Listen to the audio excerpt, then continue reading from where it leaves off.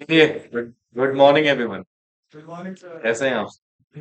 देखो, सेक्शन 128 हमने last class में स्टार्ट किया था, जिसमें मैंने जनरली अभी आपको बेसिक सिचुएशंस बताई है कि जो हम अकाउंट्स या बुक्स ऑफ अकाउंट्स या फाइनेंशियल स्टेटमेंट वगैरह प्रिपेयर करते हैं और उसको सेफ कीपिंग रखा जाता है कहाँ पे? रजिस्टर्ड ऑफिस में।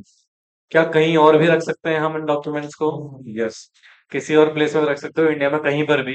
बट उसके लिए बोर्ड ऑफ डायरेक्टर का रेजोल्यूशन पास होना पड़ेगा, और जिस दिन board of director resolution pass किया, वहां से 7 डेज के अंदर एक फॉर्म आपको फाइल करना पड़ेगा, AOC 5। और AOC 5 में आप इंटीमेशन करोगे ROC को रिगार्डिंग कि आपने इस पर्टिकुलर प्लेस में अपने डॉक्यूमेंट्स वगैरह मेंटेन करे हुए हैं। ठीक है? ओके, तो ये हम बेसिकली डिस्कस कर चुके थे प्रीवियसली। आज का कॉन्सेप्ट है हमारे पास, ध्यान सुनना, maintenance of books of accounts in electronic form. अब ये क्या बोल रहे हैं sir, electronic form?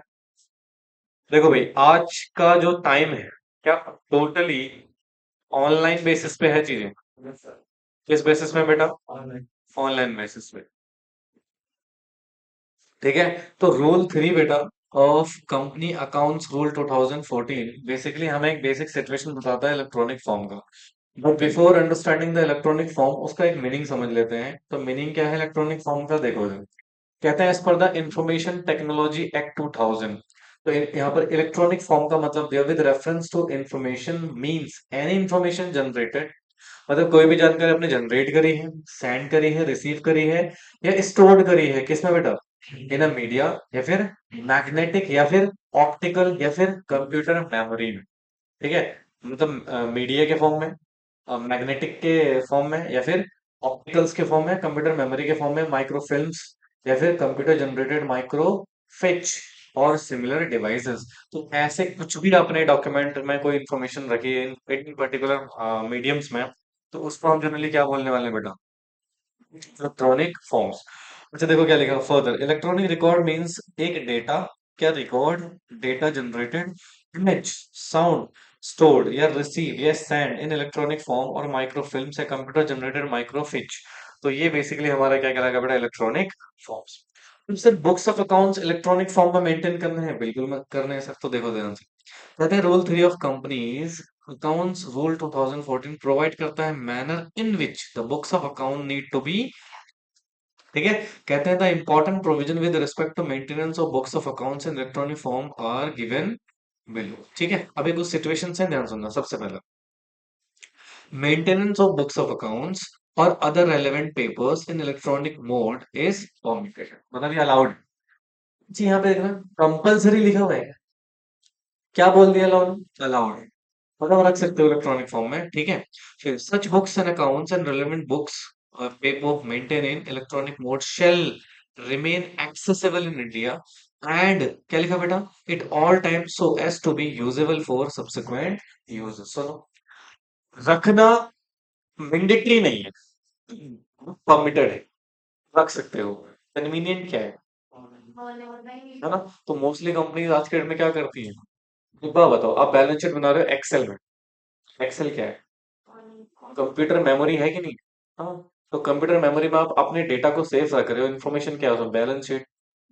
Balance sheet में क्या इन्फॉर्मेशन होती है? एसेट्स एंड लायबिलिटीज की। प्रॉफिट एंड लॉस बना रहे हो, उसमें क्या होती है बेटा आपकी?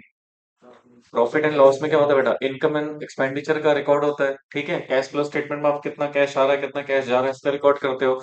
तो ये अल्टीमेटली इन्फॉर्मेशन आप रख रहे हो किसमें बेटा? कंप्यूटर मेमोरी में। तो वो क्या है बेटा? एक तरह से इलेक्ट्रॉनिक फॉर्म में तो हुआ। Tally. Tally a kind of software जो कहीं ना कहीं डॉक्यूमेंट्स को इलेक्ट्रॉनिक फॉर्म में क्या कर रहा है बेटा? सेव कर रहा है। ओके। जब बेटा अगर आप रख रहे हो, उसके बाद ये मैंडेटरी है कि आपके डॉक्यूमेंट एक्सेसिबल कहाँ होने चाहिए? भारत में। एक्सेसिबल होने चाहिए इंडिया में। For the financial year commencing on after 1 January 2000, sorry 1 अप्रैल 2023 के बाद, मतलब 1 अप्रैल 2023 के बाद, उस दिन या उसके बाद कह रहा है every company which use accounting software for maintaining its books of account shall, क्या लिखा है? shall use only such accounting software which has a feature of क्या बेटा? Recording audit trail। ठीक है? Of each and every transaction, creating an added logs of each changes made in books of accounts along with the date when such change are made and ensuring the audit trail cannot be disabled। अब सुनो, कह रहा भैया देखो, अगर आप accounts maintain कर रहे हो well and good electronic form में, बट इसमें कंडीशन आ गया बेटा, अगर आपने अप्रैल के बाद 1 अप्रैल 2023 के बाद कोई भी ऑनलाइन डॉक्यूमेंट्स मेंटेन कर रहे हो तो उस सॉफ्टवेयर में करोगे जो सॉफ्टवेयर के कुछ फीचर्स होने चाहिए। क्या होना चाहिए बेटा? सबसे पहला वहां पर एक क्या होना चाहिए बेटा? रिकॉर्डिंग ऑडिट ट्रेल का फीचर हो। अगर आप कोई चेंज कर रहे हो, उस चेंज को अभी इंश्योर करोगे कि वो रिकॉर्ड हो रहा है, जिस डेट में चेंज कर रहा है वो रिकॉर्ड मेंशन हो रहा है उसमें। और ऑडिट ट्रेल आप डिसेबल नहीं करो। ऑडिट ट्रेल मतलब एक ऐसा फीचर जिसको हम आसानी से क्या कर सकते हैं बेटा? चेकआउट कर सकते हैं। सम टाइम आपने देखा होगा, जैसे मान लो आपने कोई इन्फॉर्मेशन सेव किया, ठीक है, अब आप उसको चेक करना चाहते हो। क्या करना चाहते हो? आपने मान लो दैट इज एक स्लाइड लग जाती है उसमें, ठीक है, आप उसका एक एक पेज ओपन होता रहता है कि हाँ भाई ये चेक कर लो, ये चेक कर लो, तो इस तरीके का एक फॉर्मेट होता है जिसको क्या कहते हैं बेटा? हम ऑडिट ट्रेल क्या बोलते हैं। तो वैसे जैसे टैली है, टैली में इंफॉर्मेशन स्टोर है, क्या टैली की इंफॉर्मेशन को मैं एक्सेस कर सकता हूँ? क्या मैं उसको चेक कर सकता हूँ? यस। तो उसमें ऑडिट ट्रेल एक्सेस होना चाहिए, तभी आप उसमें अपना डेटा क्या कर सकते हो? मेंटेन रख सकते हो। समझ में आ रहा है? ओके। आगे देखो क्या कहता है। The information contained in record shall be retained, क्या बेटा? Completely in the format in which they are originally generated, sent या received, or in a format which present accurately information generated send receive. मतलब एक ऐसा format में रखोगे जहां पर इंफॉर्मेशन क्या हो बेटा? कंप्लीट हो और एक्यूरेट फॉर्म में हो। किसमें बेटा? और अनअल्टर्ड होना चाहिए। क्या होना चाहिए बेटा? अनअल्टर्ड, यानी कि बीच में इसमें छेड़छाड़ नहीं होनी चाहिए, ठीक है। फिर कह रहा है information receive from branch office, यानी कि कोई ब्रांच ऑफिस से इंफॉर्मेशन है, shall not be altered in any manner and shall be kept where it shall be this that's it. ठीक है। What was original receive from the branch. आप सुनो, branch से कोई इन्फॉर्मेशन आई मेरे पास, उसमें आप चेंज नहीं कर सकते हो। जैसी इंफॉर्मेशन आई है वैसे ही आपको रखना पड़ेगा, उसी ओरिजिनल फॉर्म में जिसमें वो रिसीव हुआ है। कोई भी information electronic record of document shall be capable to being, क्या बेटा? डिस्प्ले ना लेजिबल फॉर्म। मतलब आप जो भी इंफॉर्मेशन फ्लो कर रहे हो वो डिस्प्ले होगा क्या में? लेजिबल फॉर्म में। लेजिबल फॉर्म मतलब क्या होता है? जो विजिबल हो। क्या बेटा? विजिबल हो, ठीक है। अच्छा, आप लोग ने ना पहले जब मूवीज वगैरह आती थी, तो और फिल्म में कोई विलन है जो सिगरेट पी रहा है या फिर दारू पी रहा है, तो नीचे ना लिखा हुआ आता था कि that is smoking and alcohol is injurious to health, right. तो वो पहले ना ब्लर होता था बहुत ज्यादा, है ना, और बहुत छोटा लिखा रहता है, दिखता ही नहीं था। वो एक फॉर्मेलिटी पूरी करते, क्योंकि देखो लॉ में लिखा हुआ था कि आपको ना वार्निंग देनी है, ठीक है। लॉ में ये नहीं लिखा था कि कैसे करना है। देखो मैं लॉ का लूप फॉल्स कैसे निकालते हैं लोग। इंडिया में टबैको का मार्केटिंग करना अलाउड नहीं, अल्कोहल को मार्केट करना अलाउड नहीं है, कि आप किसी भी प्रकार से अल्कोहल को मार्केट नहीं कर सकते, एडवर्टाइज नहीं कर सकते। और ना ही किसी प्रकार के टबैको प्रोडक्ट्स या सिगरेट्स को क्या नहीं कर सकते? मार्केट नहीं कर सकते। लॉ लिखा हुआ है बिल्कुल एक्सप्रेसली नॉट अलाउड। अब तुम बोलोगे सर जोआ केसरी का एड तो आता है, बैक पाइपर का एड तो आता है ना, किंग फिशर का एड तो आता है, बट बेटा आपने उस एड में चीज ऑब्जर्व नहीं करी। वो जो जुबा केसरी का एड है ना, वो जुबा केसरी गुटखा का एड नहीं है, इलायची का एड है। किसका ऐड है? इलायची। आपने बाबा इलायची का नाम सुना हो? हाँ सुना है। ठीक है। बाबा इलायची का नाम सुना होगा, फिर और भी बहुत सारी इलायचीज आती हैं। इलायची जानते हो ना? जैसे मान लो अंजलि अंजलि ने कुछ गुटखा उटखा खाया, अब मुंह से स्मेल आ रही है, तो स्मेल को मिटाने के लिए वो क्या खाएगी फिर? सॉरी, हाँ, तो वो कोटेशन वाली इलायची होती है, वो खा लेती है, तो उससे क्या होगा? स्माइल, सॉरी स्मेल नहीं आएगी, सॉरी सॉरी स्मेल नहीं आएगी, ठीक है। और चलो, तो वहां पर जो एडवर्टीजमेंट चल रहा है ना, वो किसका चल रहा है? इलायची का। किसका चल रहा है? और अल्कोहल के एडवर्टीजमेंट में ऐड चलता है किसका? सोडा का। किसका बेटा? सोडा। सोडा जानते हो ना? आप लोग तो बहुत पिया अच्छे से। तो सोडा बेसिकली क्या होता है? वो तो पी सकते हो आप, अलाउड है। किंग फिशर के नाम पे सोडा भी आता है, तो वो सोडा का एडवर्टीजमेंट होता है, ना कि किसका बेटा? बियर का। बट इनडायरेक्टली एडवर्टीजमेंट किसका होता है? दिमाग। अच्छा, आपने देखा हालांकि अब तो ड्रीम इलेवन बंद हो गया है। ड्रीम इलेवन बेसिकली था क्या? एक जुआ ही तो था। बट देखो लॉ में लूफॉल्स है। लॉ में क्या है? लूफॉल्स है। लूफॉल्स क्या था? क्या जो जितने भी ये गैम्बलिंग्स वगैरह होते हैं ये अलाउड नहीं है। गैम्बलिंग क्या होता है? Chance of win. क्या बेटा? चांस ऑफ विन, यानी कि मुझे आइडिया नहीं है मैं जीतूंगा या हारूंगा। अच्छा मुझे एक बात बताना, हॉर्स राइडिंग होती है, अलाउड है मुंबई में? हॉर्स राइडिंग पे सट्टा लगता है बहुत ज्यादा, क्या है? चांस ऑफ विन ही तो है। बट नहीं, वहां पर बोलते नहीं स्किल्स का यूज करो। उसमें तुम क्या स्किल यूज करो? उसमें तो घोड़े दौड़ रहे हैं। तुम्हारी क्या स्किल यूज हो रही है, ठीक है। अब ड्रीम इलेवन में कहते तो स्किल्स का गेम है, किसका गेम है? क्योंकि लॉ ने ये नहीं बोला है कि भैया, लॉ ने सिर्फ क्या बोला, चांस ऑफ विनिंग। पर हम तो क्या इसको यूज कर रहे हैं, माइंड गेम यूज कर रहे हैं, just like stock market. Stock market में हम क्या, वहां जेनुअनली माइंड यूज होता है। बट भैया ड्रीम इलेवन में माइंड थोड़ी यूज करते हो, तुम तो सट्टा ही तो लगा रहे हो, ये प्लेयर आज अच्छा खेलेगा, इसको कैप्टन बना देता हूँ, ये कर देता हूँ, वो कर देता हूँ, ठीक है। तो अल्टीमेटली वो है तो क्या, विनिंग ऑफ चांस है, जीतने का चांस ही तो है।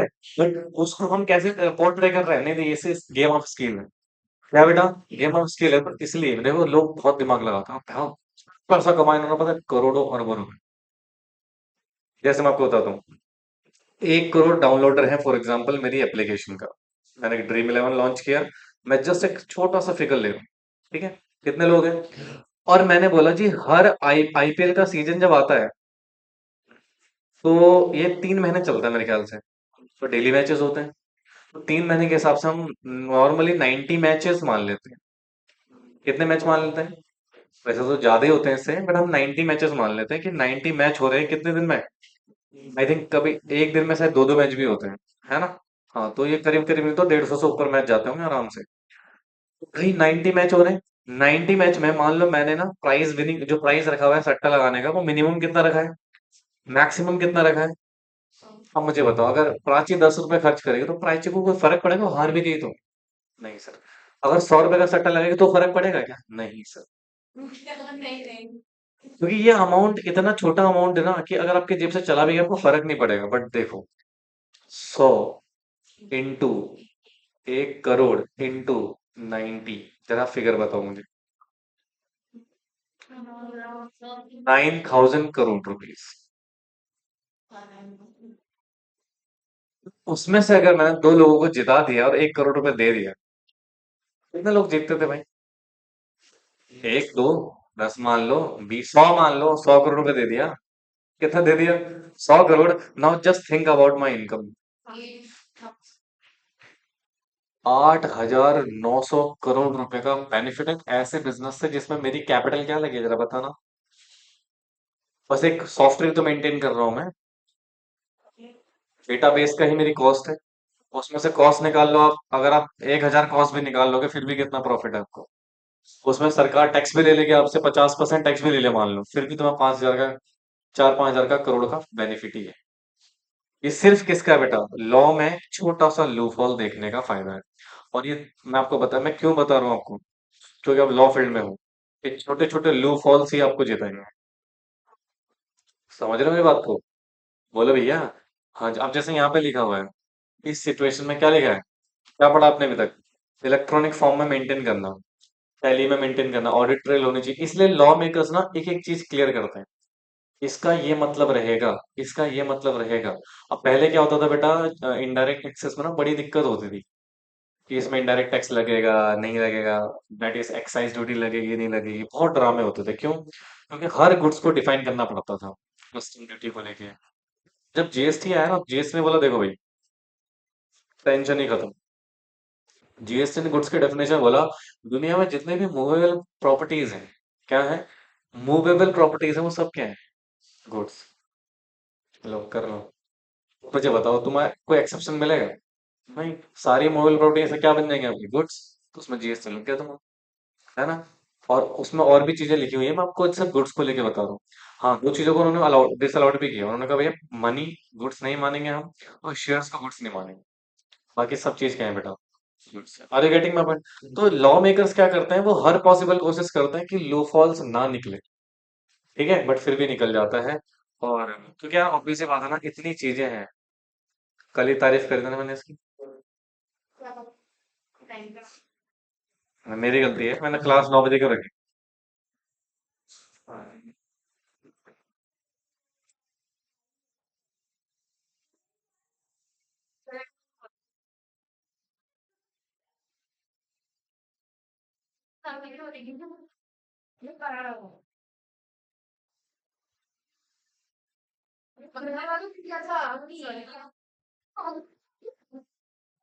सेल की प्रॉपर सिस्टम, और क्या बेटा, स्टोरेज, रिट्राइवल, डिस्प्ले, और print out of the electronic record, ये सारा सिस्टम उसमें होना चाहिए।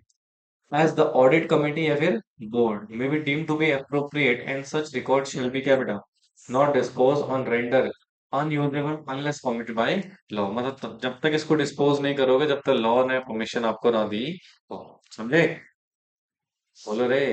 हाँ अब देखो हाउएवर कहते हैं breakup of the books of accounts and other books and paper of company maintain in electronic mode including at place कहाँ बेटा outside India अगर कोई है shall be kept in क्या बेटा server physical located in India ठीक है on daily basis। मतलब जनरली क्या कह रहा है अगर आपने कोई रिकॉर्ड मेंटेन किया हुआ है इंडिया से बाहर ठीक है तो भैया उसका जो सर्वर रहेगा फिजिकली वो कहाँ लोकेट होना चाहिए इंडिया में ठीक है और उसको आप बेसिकली डेली बेसिस पे क्या कर सकते हो चेक कर सकते हो ठीक है। कहते हैं कंपनी शैल इंटीमेट करेगी किसको रजिस्ट्रार को एनुअल बेसिस पे at the time of filing of financial statement. पहला क्या सर्विस प्रोवाइडर मतलब कौन आपको सर्विस प्रोवाइड कर रहा है। दूसरा इंटरनेट प्रोटोकॉल एड्रेसेस। फिर location of service provider where the books of accounts and other documents या अदर जो भी बुक्स एंड पेपर है मेंटेन किसमें में ना क्लाउड में। सच एड्रेस उस क्लाउड का एड्रेस जो भी सर्विस प्रोवाइडर है उसका नाम उसमें प्रोवाइड करोगे चाहे आप गूगल क्लाउड यूज कर रहे हो कोई भी यूज कर रहे हो ठीक है। ओके फिर कह रहा है वेयर सर्विस प्रोवाइडर लोकेटेड कहाँ इंडिया से बाहर। तो name and address of a person जो कंट्रोल कर रहा है books of accounts and other books को कहाँ बेटा इंडिया में उसका नाम है यहाँ पे दोगे। तो ये इंटीमेशन है किसको जा रही इंटीमेशन है आरओसी को एनुअल बेसिस पे जाएगी जब आप रिटर्न फाइल करोगे। क्या फाइल करोगे बेटा एनुअल रिटर्न फाइल करोगे ठीक है। ओके अब जिक्र क्या लिखा books of account respect of क्या ब्रांच ऑफिस। अच्छा मैंने आपको ना ब्रांच की डेफिनेशन बताई थी कि कोई भी स्टैब्लिशमेंट जिसको कंपनी डिस्क्राइब कर रही है एज ए क्या ब्रांच वो क्या रहेगा बेटा ब्रांच। कोई स्पेसिफिक डेफिनेशन नहीं है इसका ठीक है। सीधी सी बात है कोई भी स्टैब्लिशमेंट कंपनी का राइट उसको हम क्या मानेंगे बेटा ब्रांच ऑफिस। अच्छा कह रहा है ब्रांच ऑफ कंपनी अगर कोई है चाहे इंडिया में हो चाहे इंडिया से बाहर हो shall also keep books of accounts in same manner as prescribe under section 128 subsection 1। ठीक है मतलब जैसे मेन कंपनी को अकाउंट्स मेंटेन करने रजिस्टर्ड ऑफिस में वैसे ही ब्रांच को भी अपने अकाउंट्स मेंटेन करने पड़ेंगे ठीक है for the transaction affected the branch offices ठीक है। The books of accounts and other books and paper maintained by company within India shall be open for inspection at registered office of the company and such other place in India by any director during the business hour। मतलब जो भी आपने books of accounts या books and papers वगैरह maintain किए हुए हैं तो वो सारे के सारे बेटा एक्सेसिबल होने चाहिए इंस्पेक्शन के लिए। और इंस्पेक्शन कौन करेगा डायरेक्टर। कब कर सकता है बिजनेस आवर्स। यार एक बात बताओ क्या इसमें कोई कॉन्सेप्ट बताऊंगा ना मैं नहीं तो बेसिक थ्योरी इसको ऐसे ही पढ़ना पड़ेगा। हाँ कुछ चीजें हैं इसमें जो कॉन्सेप्चुअल हैं बहुत जरूरी।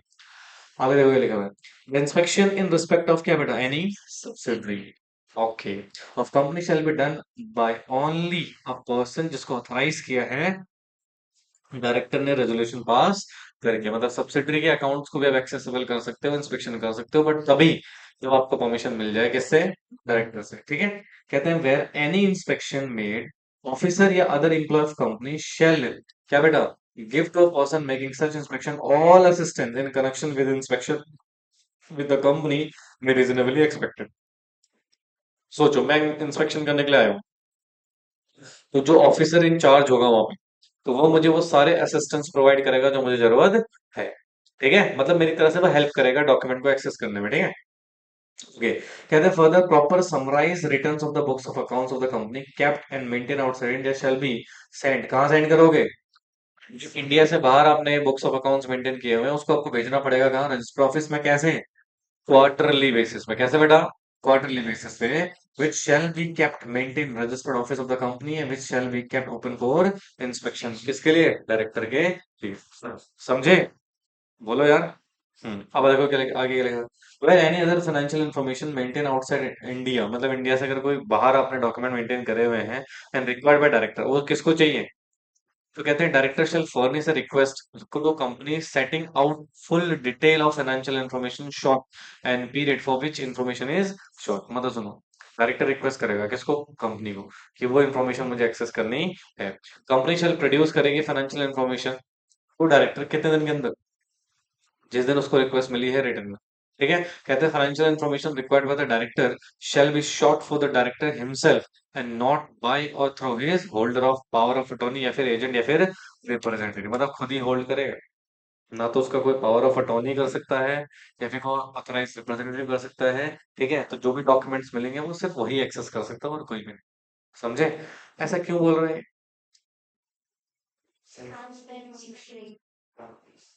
ट्रांसपेरेंसी। हाँ, तो उसमें ट्रांसपेरेंसी का क्या है? इससे क्या प्रॉब्लम है? हाँ, तो प्राइस सेंसिटिव इंफॉर्मेशन हो सकती है। ठीक है, जो पब्लिक में आने से उसका अनड्यू बेनिफिट भी उठाया जा सकता है। ठीक है, शाबाश। अब यहाँ पे देखो क्या लिखा, प्रिजर्वेशन। क्या लिखा है जी? What is the meaning of preservation? या बुक्स ऑफ अकाउंट्स को कब तक रखना भाई? मान लो कंपनी रिलायंस है, कंपनी टाटा है, तो पिछले कई सालों से है ना। रिलायंस को मेरे ख्याल से हो गए होंगे 50-60 साल। ये ऐसे ही बेटा टाटा को 100 साल के करीब हो गए होंगे। तो टाटा तो भाई बहुत पुरानी कंपनी है, 1901 1907 में बनी थी। ठीक है, तो भैया इनको अपने बुक्स ऑफ अकाउंट्स कब तक मेंटेन करने हैं भैया? क्या परमानेंट? परमानेंट तो भैया एक बात बताओ, अगर आप फिजिकली भी मेंटेन कर रहे हो या फिर आप कैसे मेंटेन कर रहे हो, इलेक्ट्रॉनिकली भी, तो तुम्हें कितना डेटा चाहिए? पागल ही हो जाएगी कंपनी तो इसलिए यहाँ पे लॉ बोलता है 8 साल तक तो कम से कम रखने पड़ेंगे। कितने साल तक? देखिए कहते हैं books of accounts of every company shall be kept in good order for a period relating to not less than कितना बेटा, 8 financial year immediate preceding the financial year. मतलब पिछले 8 साल का रिकॉर्ड आपके पास होना चाहिए। ठीक है, और जहां कंपनी को एग्जिस्टेंस में आए हुए लेस देन क्या हो गए हैं, 8 साल, तो परमानेंट हो गया उसका। क्या हो गया? परमानेंट हो गया। ठीक है, इन respect of all proceeding period along with the voucher relevant. Permanent का मतलब क्या है? मान लो कंपनी को 5 साल हुए इनकॉर्पोरेट हुए, तो पूरे 5 साल के डॉक्यूमेंट उसके पास होने चाहिए। 7 साल में है तो पूरे 7 साल के, 8 साल में है तो पूरे 8 साल के, 9 साल में है तो any 8 years. But any 8 years कौन से वाले? इमीडिएट वाले। इमीडिएट वाले यानी कि लास्ट का फर्स्ट ईयर का नहीं रखोगे तो चलेगा, बट सेकंड ईयर से लेके कहाँ तक बेटा, 9 ईयर तक आपको सारे डॉक्यूमेंट मेंटेन करके रखने पड़ेंगे। समझ में आ रहा है? तो मोस्टली बेटा कितने साल तक हमें अकाउंट रखने होते हैं? 8 साल। यहाँ पर परमानेंट का कोई ऐसा कॉन्सेप्ट नहीं है। ठीक है, अच्छा देखो आगे क्या लिखा हुआ है। हाउएवर, जहां पे क्या चल रही हो, किसने? Central government. किसने बेटा? बुक्स ऑफ अकाउंट में भी केप्ट लॉन्गर पीरियड, जो भी सीजी को लग रहा है। मान लो जिस कंपनी में, मुझे सस्पिशियस लग रहा है कि नहीं यार इस कंपनी में ना फ्रॉड है, फ्रॉड चल रहा है या फिर देयर इज सम प्रॉब्लम, तो सीजी बोलेगी यार तुम्हें ना 15 साल के डॉक्यूमेंट प्रोड्यूस करना है। कितने साल के? तो आपके लिए 8 साल का पीरियड नहीं है, आपके लिए 15 साल का पीरियड है। 15 साल के हम डॉक्यूमेंट देखेंगे आप। ठीक है, तो उस केस में कंपनी को कितने साल रखना पड़ेगा अपने लोगों को? 15 साल। ठीक है, जिसमें सीजी की इन्वेस्टिगेशन चल रही है। हालांकि तुम्हारे सिलेबस से बेटा डिलीट हो गया ये टॉपिक, इन्वेस्टिगेशन वाला, इंस्पेक्शन एंड इन्वेस्टिगेशन वाला, तो उसको हम नहीं पढ़ेंगे। और are you getting my point? समझ आ रहा है? और जिसको नॉलेज के लिए पढ़ना हो तो मैं से रिकॉर्डेड लेक्चर ले रहा हूँ उस पर। ठीक है, क्योंकि अच्छा चैप्टर है वो तो। यहाँ तक कोई दिक्कत को परेशान? अब देखो जो क्वेश्चन मैंने आपको लास्ट क्लास में पूछा था, क्या लिखा हुआ है? पर्सन कौन रिस्पॉन्सिबल होता है maintenance of books of account? ठीक है, देखो सेक्शन 128 सबसेक्शन 6, फॉलोइंग पर्सन। अब बेटा इसमें ना कॉन्सेप्ट नहीं है दोस्त, ये आपको ऐसे ही पढ़ना पड़ेगा। ठीक है ना, कहते हैं फॉलोइंग पर्सन क्या है, रिस्पॉन्सिबल है to take all reasonable steps to secure compliances by company with requirement of क्या बेटा, maintenance of books of accounts. पहला कौन? दूसरा कौन? तीसरा कौन? फिर क्या लिखा हुआ है?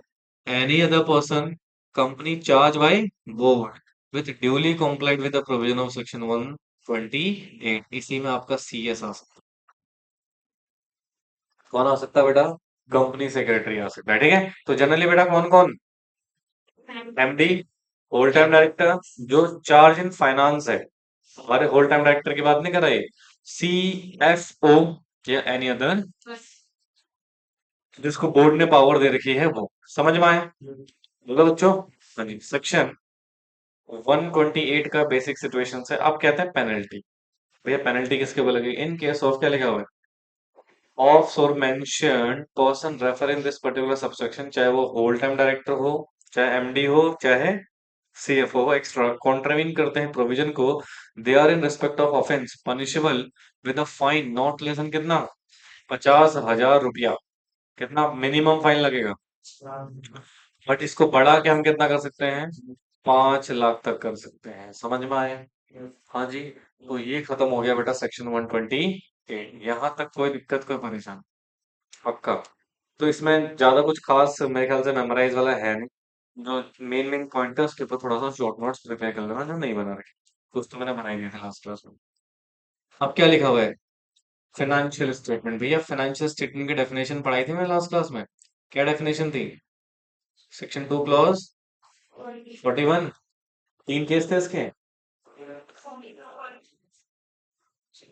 हाँ वही चेक करा दूंगा। याद आया कुछ? तीन कैटेगरी थे। पहला बताओ। In other case. पहला क्या था? Balance sheet. दूसरा प्रॉफिट एंड लॉस। तीसरा कैश फ्लो स्टेटमेंट। चौथा change in equity. Explanatory notes. ठीक है। बोलो यार। हाँ जी। ओपीसी के केस में क्या था और स्मॉल कंपनी केस में क्या था? सब कुछ था कैश फ्लो को हटा देना। ठीक है। अच्छा हालांकि एक नोटिफिकेशन बीच में आई थी बेटा जहां पर स्मॉल कंपनीज को रेशियो वाला स्टेटमेंट भी देने की जरूरत नहीं है। ठीक है। और सेक्शन 8 कंपनी में प्रॉफिट एंड लॉस को रिप्लेस कर दो किससे? Income statement. तो वही था ना। हाँ अब उसके रिगार्डिंग कुछ सिचुएशन है कि जो अच्छा मैंने आपको पहले शायद जब आप 12th क्लास में रहे होंगे तो मैंने आपको बताया होगा कि जो आप आज के डेट में ये टी शेप की बैलेंस शीट बनाते हो ये डिलीट हो चुकी है ना? वो इसी सेक्शन के हिसाब से। ठीक है। तो ये सेक्शन कहता है हमसे कि आपको फाइनेंशियल स्टेटमेंट कैसे मेंटेन करना है। फाइनेंशियल स्टेटमेंट का मतलब समझ जाना मैं क्या बोल रहा हूँ यहाँ। Balance sheet, profit and loss, cash flow statement, etcetera etcetera etcetera. देखो financial statement shall be given क्या? True and fair view that state of affairs of the company या फिर companies in form provided in different class and classes of schedule 3 and shall comply with the accounting standard जो notify करे हैं section 133 of companies act 2013। समझे? यानी कि आपको balance sheet या फिर कोई भी profit and loss account maintain करना है कौन से शेड्यूल के हिसाब से? शेड्यूल 3 के हिसाब से। किसके हिसाब से? हाँ। और आपका अकाउंटिंग स्टैंडर्ड भी फॉलो करना है कौन सा वाला? जो 133 में डिस्क्राइब करे गए हैं। अच्छा अकाउंटिंग स्टैंडर्ड किसने दी है? आईसीएआई में। ठीक है। जैसे ही आपने सेक्रेटरी स्टैंडर्ड पढ़े थे ना जनरल मीटिंग में, बोर्ड मीटिंग में, डिविडेंड्स के केस में। ठीक है। डिविडेंड के केस में कौन सा एसएस था? एसएस 3। ठीक है। बोलो बच्चों। हाँ। तो बेसिकली सर यहाँ पर भी आपको क्या करना है? अकाउंटिंग स्टैंडर्ड को फॉलो करना है। किसको फॉलो करना है बेटा? जो किसने दिया हमें? Institute of company, institute of chartered accountant. जी यहाँ पे देखो मैंने आपको शायद उस समय एक्सेप्शन भी बताया होगा एक, कि टी शेप वाली बैलेंस शीट अभी भी कहीं कहीं पे चल सकती है। जैसे कि क्या लिखा हुआ है? Insurance company, banking company, company जो एंगेज है किसमें बेटा? Generation and supply of electricity और any other class of company shall make financial statement in form as may be specified or in under act governing in such companies। ठीक है। तो इनके लिए बेटा अलग से जो इनके लॉज में लिखे होंगे स्टेटमेंट वो उसके तरीके से आप बना सकते हो। आपको ये सेक्शन फॉलो करने की जरूरत नहीं है। ठीक है। तो financial statement shall be laid in क्या लिखा बेटा? Annual general meeting. ऑब्वियस सी बात है पढ़ा था ना। ऑर्डिनरी बिजनेस होता है ये। भाई ऑर्डिनरी बिजनेस में क्या होता है? कंसिडरेशन ऑफ क्या? Financial statement. तो एजीएम में बेटा आप इन एजीएम में इन डॉक्यूमेंट्स को रखोगे और इनको कौन कंसीडर करेंगे बेटा? मेंबर्स। ठीक है। समझ में आ रहा है कि नहीं आ रहा? Okay now listen please. कहते हैं financial statement must give true and fair view. देखो as per the provision of subsection 1 and subsection 2 of section 128 every financial statement of company must give true and fair view the state of affairs of the company end of the financial year। True and fair view in respect of financial statement means पहला financial statement and item content should be comply with the क्या? Accounting standard. जो अगर मान लो अपने accounting standard follow किया है मतलब आपकी जो अफेयर्स है वो true and fair view show कर रहा है। ठीक है। Financial statement shall be in form or forms in provided कौन से फॉर्म में बेटा? शेड्यूल 3 में। तो वो ट्रू एंड फेयर व्यू दे रहे हैं फॉर एग्जांपल। ठीक है। अगला in case of financial statement of insurance company, banking company या फिर एनी अदर कंपनी जो एंगेज है बेटा किसमें? Generation of electricity and other class of company which is form in financial statement has specified और under the act governing such class of company. मतलब electricity generation का अलग एक्ट है, insurance के लिए अलग एक्ट है, जैसे बैंकिंग रेगुलेशन एक्ट 1949 है बेटा। तो ऐसे अलग अलग एक्ट हैं उसमें जो चीजें लिखी हुई है वो आप कर लेना। Shall not be treated as not disclosing the true and fair view state of affairs of the company merely by reasoning the facts they are not disclose. ठीक है। तो बेसिकली बेटा यहाँ पे सिचुएशन क्या कह रहा है देखो आपके accounts true and fair view तभी देंगे जब आपने अकाउंटिंग स्टैंडर्ड को फॉलो कर रखा हो, या फिर आपने शेड्यूल 3 के हिसाब से चीजें प्रिपेयर कर रखी हो, और अगर आप अदर क्लास ऑफ कंपनी में हैं, उस एक्ट में जो सिचुएशन दे रखा है वो आपने फॉलो कर रखा है, ठीक है। अच्छा देखो, अभी एक्ट के नाम लिखे बेटा, अगर इंश्योरेंस कंपनी है तो कौन सा लॉ फॉलो करना है आपको? Insurance regulatory and development act, या फिर इंश्योरेंस एक्ट 1938। बैंकिंग है तो बैंकिंग रेगुलेशन एक्ट। अगर इलेक्ट्रिसिटी है तो इलेक्ट्रिसिटी जनरेशन एक्ट 2003। इसके हिसाब से आप अकाउंट्स वगैरह मेंटेन कर लेना, ठीक है। बोलो जी।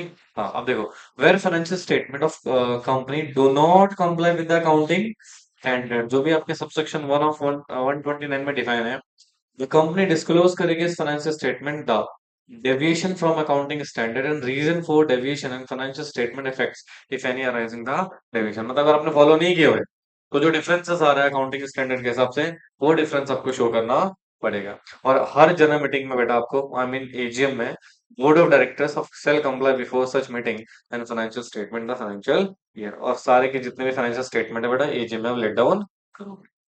और वही सिचुएशन सेम, कौन रिस्पॉन्सिबल है फाइनेंशियल स्टेटमेंट को लेके, कौन सा सेक्शन है? 129 सबसेक्शन 7, कौन है? कौन है? कौन है? सेम है, सेम है, सेम। यानी कि सर जो सेक्शन 128 में पढ़ा था वही 29 में भी है, ठीक है। ओके। पेनल्टी, सेंट्रल गवर्नमेंट में its own or an application of class of classes of companies by notification exempt कर सकती है किसको बेटा?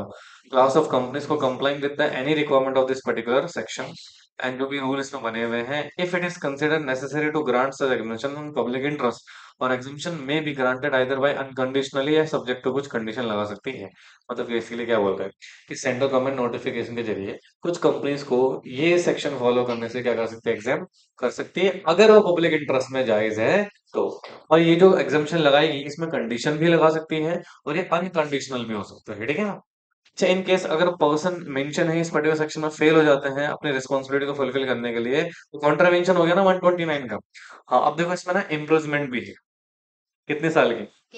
अप टू 1 ईयर, ठीक है। और मिनिमम पेनल्टी कितना है, बढ़ा के कितना कर सकते हैं? तो अच्छा, सेम ही पेनल्टी है, बस एक चेंज है, वहां पर इम्प्रिजमेंट नहीं है, यहाँ पर इम्प्रिजमेंट है। जेल भी होगी सर, 1 साल तक की जेल हो सकती है। मिनिमम कितनी जेल होगी? मिनिमम लिखा ही नहीं तो, 1 दिन भी हो सकता है, 2 दिन भी हो सकता है, as per the court discretionary order, ठीक है। बट मैक्सिमम कितनी हो सकती है? 1 साल से ज्यादा नहीं हो सकती। आपने देखा होगा कि समटाइम जो जिनको उम्र कैद की सजा होती है, उम्र कैद जानते हो? उम्र कैद का मतलब क्या होता है? लाइफ इम्प्रिजमेंट का मतलब कितनी सजा मिलती है? मतलब जब तक वो जिंदा है तब तक उसको जेल में ही रहना पड़ेगा। अगर आपने देखा होगा कोर्ट सम टाइम कुछ कुछ लोगों को 14 साल की सजा देता है, 20 साल की सजा देता है ना। तो ये क्या है, कोर्ट की डिस्क्रिशनरी पावर है, क्या है बेटा? आपने पुरानी हिंदी फिल्में देखे होंगे तो वहां पे उम्र कैद में 14 साल की सजा मिलती थी, है ना। बोलो। हाँ, तो डिस्क्रिशनरी पावर था। क्या था वो? Discretionary power. अब जैसे आपने ये भी देखा होगा कि जनरली मर्डर की जो सजा है, ठीक है, वो क्या है? फांसी है। क्या फांसी मिलती है? मोस्टली नहीं मिलती। क्यों नहीं मिलती फांसी? क्योंकि प्रावधान तो है, क्योंकि डिस्क्रिशनरी पावर है। क्या है? क्योंकि देखो, मौत की सजा देना बहुत रेयर है, और इनफेक्ट इसमें अभी भी बहुत और ह्यूमन राइट्स ऑर्गेनाइजेशन है जो इस पे लगे पड़े हैं कि ये सजा बंद हो जाए। बट ऐसा हो नहीं सकता। अब जैसे मान लो किसी ने हीनियस क्राइम करा है, अब आतंकवादी ब्लास्ट हो गया, मुंबई जैसा अटैक हो गया, या किसी का बहुत ब्रुटल किसी ने रेप और मर्डर किया हो, ऐसे लोगों को आप मौत के साथ तो दोगे? क्योंकि ऐसे लोगों को अगर आप मौत की सजा नहीं दोगे ना तो फिर दिक्कत हो जाएगी, ठीक है। There is a problem. हालांकि इसके ऊपर ना दो थ्योरी चलती हैं, शायद तुम्हें जे जलवाले सर ने बताया होगा कि बहुत बार ना वुमेन्स प्रोटेस्ट करती हैं कि रेपिस्ट को आप मौत की सजा दो, बट स्टिल मौत की सजा है नहीं रेपिस्ट के लिए, वो तभी मिलती है जब मर्डर हो जाता है ना। क्यों नहीं है? रीजन बता सकता है कोई कि मतलब इतना ब्रुटल क्राइम है, आई थिंक मर्डर से भी ज्यादा ब्रुटल है ये क्राइम, ठीक है, तो इसमें मौत की सजा क्यों नहीं है?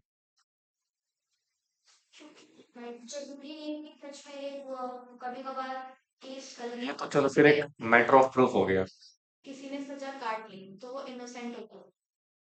नहीं नहीं, मैं वो बोल ही नहीं रहा हूँ, मैं ये बोल रहा हूँ किसी ने क्राइम किया, ठीक है, तो लॉ में जबकि बहुत सारे ऑर्गेनाइजेशन हैं, बहुत सारे विमेन ऑर्गेनाइजेशंस हैं, वो कहते हैं कि आप रेप की सजा क्या करो, डेथ पेनल्टी दो।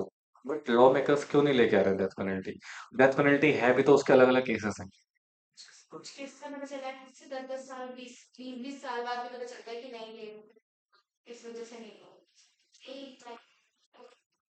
कुछ साल से लगाने के बीच में तक था ही नहीं गलत था एग्जाम ऐसा है।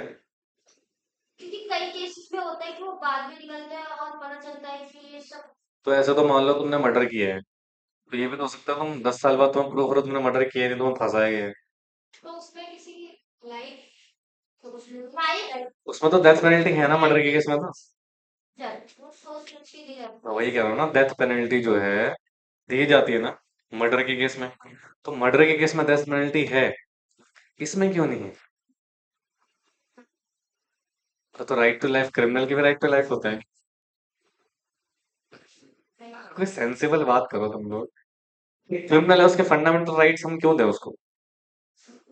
बट मैटर ऑफ लाइफ होता है उसमें कि आप उसकी लाइफ को देखोगे किसी वो सीरीज तो खेसारी लाल वाली स्टेटमेंट हो गई है। उसने एक स्टेटमेंट दी थी ना अभी, बताओ, she give the same statement. बताओ, एक क्रिमिनल को तुमने सजा दे दी, उसके पीछे भी तो परिवार है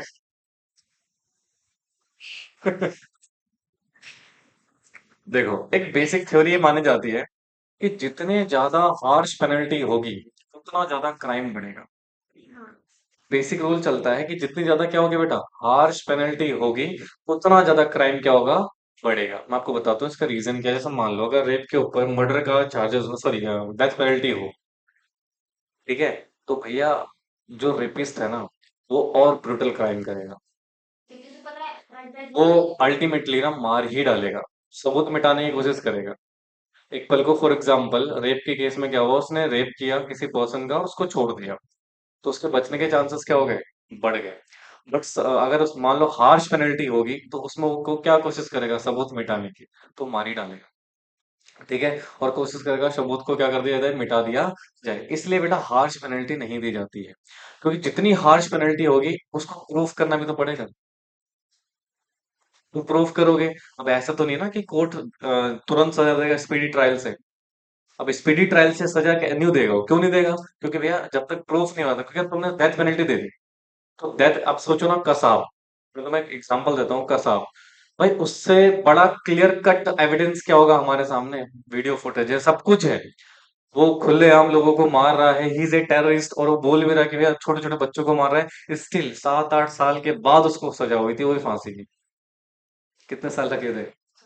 7-8 साल लगे थे उस पे, तब जाके उसको फांसी की सजा दी गई थी।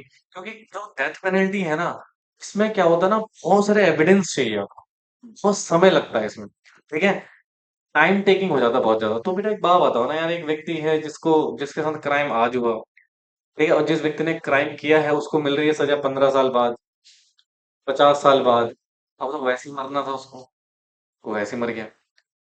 ठीक है, तो ये तो बहुत डिलेड जस्टिस नहीं हो गया? इसलिए यहाँ पे क्या किया जाता है, जो पेनल्टीज है वो सीवियर नहीं रखी जाती। या तो बिल्कुल सीवियर रखो तो फिर ह्यूमन राइट्स की प्रॉब्लम हो जाएगी। अब जैसे दुबई, गल्फ कंट्रीज है, वहां तो खतरनाक पेनल्टीज है। सीधा वहां पे आपको जैसे मान लो बांध दिया जाएगा पब्लिक एग्जीबिशंस में और आपके ऊपर पत्थर मारे जाएंगे। अब वो तो बहुत ही ब्रुटल पेनल्टी हो गई। या तो आपका हाथ काट दिया जाएगा, तो नहीं करोगे तो पैर ही काट दिया जाएगा। तो ये एक इनह्यूमन में आ जाता है, किस में आ जाता है, इनह्यूमन। बट भाई वहां पे क्राइम होते नहीं, लेकिन लोगों को पता है अगर जरा से किसी को देख भी लिया तो वाट लग जाएगी। समझ रहे हो ना? तो ये बहुत खतरनाक क्रिटिकल सिचुएशन है। वैसे भी बेटा लॉ ना समाज को नहीं सुधार सकता। मैं आपको ये 1000 बार स्टेटमेंट दे चुका हूँ, लॉ कभी भी किसको नहीं सुधार सकता, समाज को। क्राइम अगर हो रहा है तो वो होगा, तुम जितने मर्जी खतरनाक लॉ लेके आ जाओ, क्राइम तो होगा। अगर समाज को सुधारना है तो एथिकल वैल्यू से ही सुधारा जा सकता है। एक अच्छे समाज को सिर्फ सुधारा जा सकता है उसके एथिकल वैल्यूज के कारण। आपको पता है एक टाइम था, उत्तराखंड में ना एक भी पुलिस स्टेशन नहीं थे, कोई कानूनी कार्रवाई वहां पे नहीं होती थी। क्यों? क्राइम रेट जीरो था। क्यों? लोग वहां पे क्राइम करते ही नहीं थे, एथिकल वैल्यूज बहुत ज्यादा थी। बट अब चीजें बदल चुकी हैं। अब मैं देख रहा हूँ वहां पर भी पुलिस थाने हैं, सब कुछ बन चुका है, क्योंकि लोगों के एथिकल वैल्यूज क्या हो गए? खत्म हो गए। तो जैसे जैसे एथिकल वैल्यूज खत्म होंगे, ठीक है, तो वैसे वैसे क्राइम बढ़ेगा। तो लॉ तो दुनिया भर के, इंडिया में इतने लॉज है ना, दिमाग खराब, तुम पढ़ पढ़ के पगला जाओगे। हर एक चीज को लेके लॉ है, जो तुम्हें पता, जो तुम क्राइम कर रहे हो ना, जो तुम्हें पता भी होगा तुम क्राइम कर रहे हो, बट तुम कर चुके हो। जैसे फॉर एग्जाम्पल, आपने कभी किसी नदी में कोई पत्थर फेंक के मारा होगा, या कोई घर का कूड़ा यूं करके नाले फेंक दिया यूं करके, दिस इज ऑल्सो क्राइम। वो भी क्राइम, और उसमें भी जेल तक का प्रावधान है भाई। ऐसे ऐसे क्राइम आपने कर दिए हैं जिसमें जेल का प्रावधान था, बट तुम बाहर खुला घूम रहे हो। समझ रहे हो बात को? ऐसे ऐसे क्राइम्स भी हैं, इतने सारे लॉज हैं, मतलब ही नहीं बनता उसको फॉलो कर। अब जैसे मान लो सर्दियों में तुम आग जला रहे हो, आग से करो, तुमने प्लास्टिक वाला जला रहे हो मस्त, तुम्हें तो अगर, हम तो अपना फंडामेंटल राइट एंजॉय कर रहे हैं, you are polluting the environment और आप क्राइम कर रहे हो दोस्त। ठीक है, एयर पोल्यूशन के तहत आपको धरा जा सकता है। समझ रहे हैं बात को? Are you getting? जैसे मान लो तुम गाँव गए, तुमने किसी जंगली जानवर को मार दिया, या तुमने कोई पेड़ काट लिया, बेटा तुम आ गए एनवायरमेंट वाले लॉ में, जानवर को मार, वाइल्ड प्रोटेक्शन एक्ट में तहत जेल जाओगे सीधे। समझ रहे हो? जैसे कई गाँव में क्या होता है, हिरण विरण को मार देते हैं। वो तो होता है, तो हमें भी पता है सर। हाँ, तो हो गया ना क्राइम हो। वो तो प्राइवेट मानने को है। हाँ, तो ये सलमान खान का तो अलग केस है, वो ब्लैक बक, वो स्पेशल, वो है, क्या बोलते हैं उसको, प्रोटेक्टेड, कुछ बोलते हैं। हाँ, तो उसको तो मारना अलाउड ही नहीं है, जैसे टाइगर हो गया। ठीक है, उसको भी नहीं मार सकते, मोर को नहीं मार सकते हो, जबकि कई गाँव में मोर मारते हैं, खाते भी बढ़िया उसके टंगड़े वगैरह, लेग पीस। खैर जो भी। हाँ, सीवियर पेनल्टी, हाँ हाँ, हाँ, बढ़ जाए। बढ़ जाएगा। बढ़ जाएगा ना। फिर और अगर ऐसा चलना है, 10 साल तो जाना है। नहीं, मैंने तो कम बोला ही नहीं। ना ना, मैंने लास्ट में ये भी तो बोला, कानून इज नॉट अ सोल्यूशन। कानून में तुम कुछ भी कर लो, ठीक है, तुम क्राइम रेट नहीं रोक सकते। देखो ना, एक बात बताओ, सबसे ज्यादा जो ये हीनियस क्राइम है वुमेन्स के था, रेप वाले, वो कहाँ होते हैं? यूएस में। अब मुझे बताओ, यूएस से ज्यादा मॉडर्न कंट्री कौन सी है इस देश में, वर्ल्ड में? यूएस में करनी पड़ती किसी बात कर रही है? ऐसा कुछ नहीं है दोस्त। आपको पता है, अगर कोई प्रोस्टिट्यूट भी है ना, उसके साथ भी कोई फोर्सफुली कुछ करेगा ना, तो वो भी उसको अच्छा नहीं लगेगा। उसकी भी एक डिग्निटी मानी जाती है लॉ में। है। समझ रहे हो? आपको पता है यूएस में सबसे ज्यादा क्राइम होता है किसको लेके? सेक्सुअल असॉल्ट को लेके। अब मुझे बताओ, यूएस जैसा मॉडर्न कंट्री में अगर ऐसा हो रहा है, तो इसका मतलब ये मेंटेलिटी ही खराब है लोगों में। समझ रहे हो ना? तो उसको प्रोटेक्ट किया जा सकता है सिर्फ कैसे? एथिकल वैल्यूज को डेवलप करके। ये ऐसा नहीं कि मॉडर्नाइजेशन है कि भाई, राइट, कि अगर आप मॉडर्न थिंकर बन गए तो आप ऐसे क्राइम नहीं करोगे, तब होंगे बहुत क्राइम होते हैं। समझ रहे हो ना? खैर जो भी है, हम अकाउंटिंग पढ़ते पढ़ते कहाँ चले गए। सीरीज है। ओके, लिखो फॉर्म्स ऑफ, क्या लिखा हुआ है? Financial statement, schedule 3। कभी होता है ऐसा, कभी तो एक एक घंटे की क्लास निकल जाती है सिर्फ इसी डिस्कशन पे। 11 तक तो बहुत है। ट्वेल्थ में तो बहुत होता है। The financial statement shall be, क्या लिखा बेटा? In form or forms as may be provide in different class of companies, ठीक है। शेड्यूल 3 कंटेन करते हैं general instruction for preparation of capital, balance sheet and statement of profit and loss. मतलब यहाँ पर आपको स्टेटमेंट दिए हुए हैं, वर्टिकल फॉर्म में अकाउंटिंग प्रिपेयर करनी पड़ती है बेटा। किसमें करनी पड़ती है? वर्टिकल फॉर्म में। नहीं, कंसोलिडेटेड फाइनेंशियल स्टेटमेंट। क्यों? वो भाई बीमार है, तो उसको बस निकलवाना है, उसको नहीं निकलवाना है इसको। कौन सा स्कूल? ये ग्रीन लाइन। ठीक है, जा रही हूँ। ठीक है, देखो देखो, क्या लिखा हुआ है? कंपनीज एक्ट 2013 हैज मेड, क्या लिखा बेटा? Preparation of consolidated accounting mandatory. अभी तुम लोग पढ़ भी रहे हो शायद ये कंसोलिडेशन। हाँ जी, तो ये मैंडेटरी है फॉर ऑल कंपनीज इंक्लूडिंग, क्या बेटा? अनलिस्टेड कंपनी हो या फिर प्राइवेट कंपनी हो, जहां पर one or more subsidiary associate या जॉइंट वेंचर आपका है। भाई कंसोलिडेशन का मतलब क्या होता है? होल्डिंग कंपनी है, उसके दो सब्सिडरी हैं।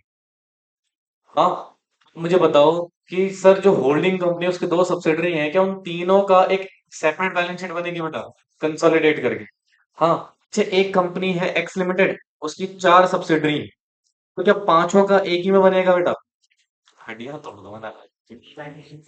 एक लेयर में कितनी सब्सिडरी हो सकती है? मैक्सिमम दो सब्सिडरी हो सकती है। कहाँ पढ़ा था? सेक्शन 180, 186 में कहाँ पढ़ा था? 186 में। ठीक है। तो भैया कंसोलिडेशन स्टेटमेंट बन सकती है।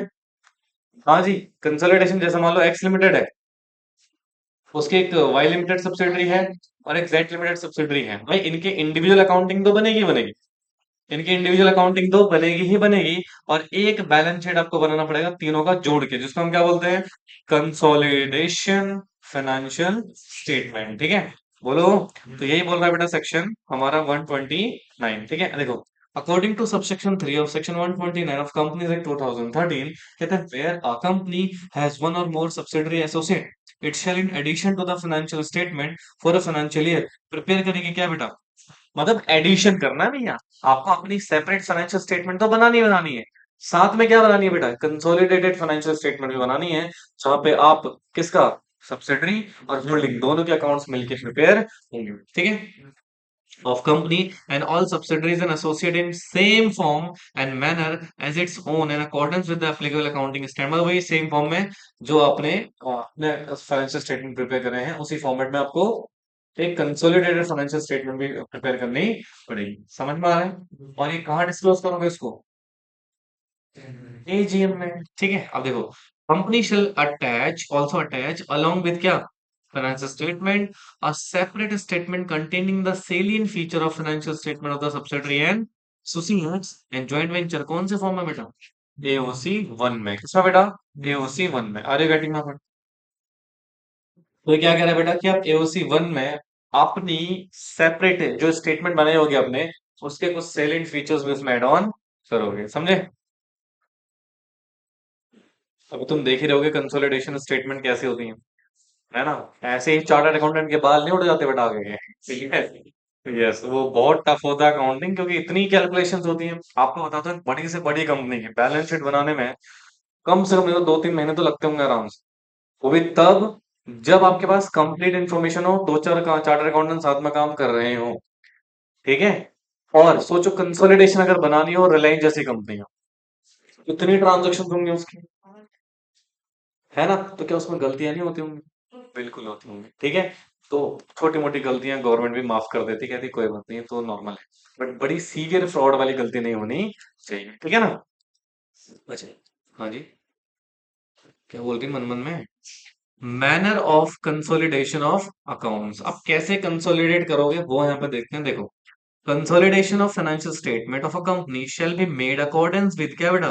Provision of schedule 3 of and applicable accounting standard. मतलब वही बात है जी, फाइनेंशियल स्टेटमेंट जो आपको बनानी है कंसोलिडेशन वाली, वो भी आप शेड्यूल 3 के हिसाब से बनाओगे और अकाउंटिंग स्टैंडर्ड को भी फॉलो करोगे, provided that in case of company जो कवर्ड हो रही है किसमें बेटा? Section 139 subsection 3, which is not required to prepare consolidation financial statement under the accounting standard, it shall be sufficient a company to comply। मतलब देखो, अगर कोई कंपनी इस पर्टिकुलर सेक्शन में कवर है जिसको ये जरूरत नहीं है बेटा कि अकाउंटिंग स्टैंडर्ड फॉलो करे, क्या फॉलो करे? अच्छा, मैं आपको ना 133 सेक्शन पढ़ाऊँ, वहां पे कुछ कंपनीज को अकाउंटिंग स्टैंडर्ड फॉलो करने की जरूरत नहीं है, तो वो अगर अपने अकाउंटिंग स्टैंडर्ड फॉलो ना भी कर रही है, तो शेड्यूल 3 फॉलो करे, वो सफिशिएंट हो जाएगा। क्या हो जाएगा बेटा?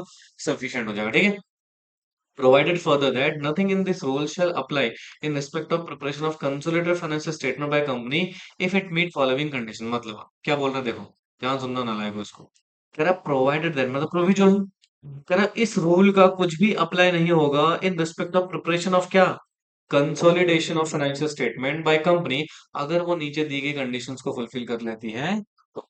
मतलब ये रूल उसको फॉलो करने की जरूरत नहीं है। रूल कौन सा? रूल 6। यानी कि आपको ना तो अकाउंटिंग स्टैंडर्ड फॉलो करने की जरूरत है और ना ही क्या, शेड्यूल 3। तो देखो, इफ इट इज क्या लिखा हुआ है?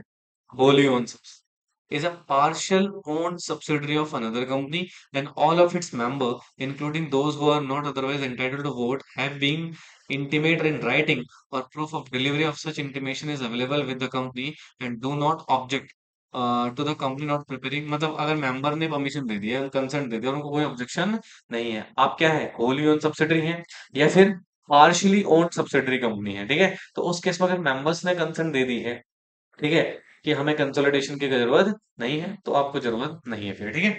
ठीक है, लिखो it is a company whose security are not listed, जिसके सिक्योरिटी क्या नहीं है बेटा, और ना ही प्रोसेस में लिस्टेड के, राइट, चाहे इंडिया से बाहर, आपको भी जरूरत नहीं है रूल को फॉलो करने की, ठीक है। अगला, ultimate and intermediate holding company file कर रही consolidation financial statement with registrar which are complying with applicable accounting standard, ठीक है। अगर कोई अल्टीमेट या फिर इमीडिएट होल्डिंग कंपनी है, वो फाइल कर रही है क्या बेटा, फाइनेंशियल स्टेटमेंट किसके पास, आरओसी के पास, कौन सी फाइनेंशियल स्टेटमेंट, कंसोलिडेटेड, ठीक है, बोलो, और वो कंप्लाई कर रही है किसको बेटा, अकाउंटिंग स्टैंडर्ड को, फिर सब्सिडरी को फॉलो करने की जरूरत नहीं, होल्डिंग ने कर लिया तो सब्सिडरी को करने की जरूरत नहीं, समझ में आए,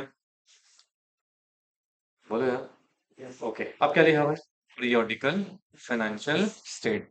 अब देखो भैया, यार एक बात बताओ, अगर मैं पूरे एक साल की फाइनेंशियल स्टेटमेंट प्रिपेयर, पागल ही हो जाऊंगा, 12 मंथ्स की ट्रांजेक्शन क्या बहुत ज्यादा होती है, तो लॉस समटाइम क्या था, आप एक काम करो, क्वार्टरली फाइल कर दो, क्या फाइल कर दो, साल में कितने क्वार्टर होता है, 4 क्वार्टर होते हैं, तो आप क्वार्टरली फाइल कर दो, क्या फाइल कर दो, तो देखो, central government may required such class of company of unlisted as may be prescribe, prepare कर सकती है financial result of company as on periodic basis in such form as may be prescribe, ठीक है, तो पीरियोडिक बेसिस पे आप कर सकते हो, कोई दिक्कत नहीं है। To obtain approval of board of director and complete audit, limited review and periodical financial statement कर लो, मतलब आप डायरेक्टर का अप्रूवल ले लो और कंप्लीट ऑडिट करवा लो बेटा, कब, क्वार्टरली बेसिस पे, ठीक है, एंड फाइल करो कॉपी ऑफ, किसको बेटा, रजिस्ट्रार को, कितने दिन के अंदर, 30 दिन के अंदर अंदर, समझ में आया है, लॉजिकल भी है ना भाई, जितनी बड़ी बड़ी कंपनीज है वो क्वार्टरली ही फाइल करती है, कैसे फाइल करती है, ताकि उन पे एकदम से बर्डन ना आए, ठीक है। चलो, ये खत्म हो गया सेक्शन 128 और सेक्शन 129, हाँ जी, हो गया, निकलवा दिया, कहाँ निकलवाया, तो तुम्हें जानते हो, तुम्हारा सगा भाई, फिर अरे बता रखा है मैंने नाम, नहीं उसका पेपर चल रहा है।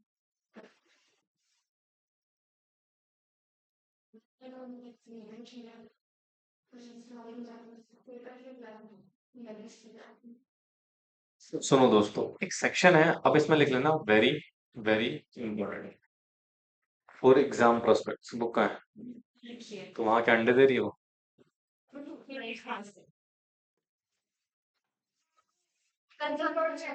मान मिलेगा नहीं,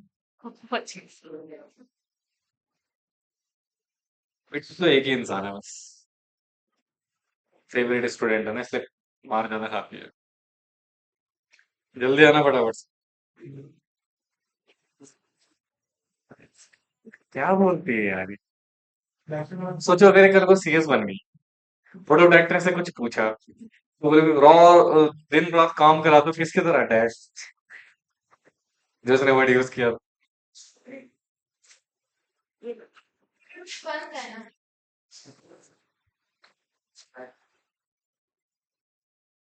ज्यादा ना ज्यादा इंग्लिश में बता, ठीक है।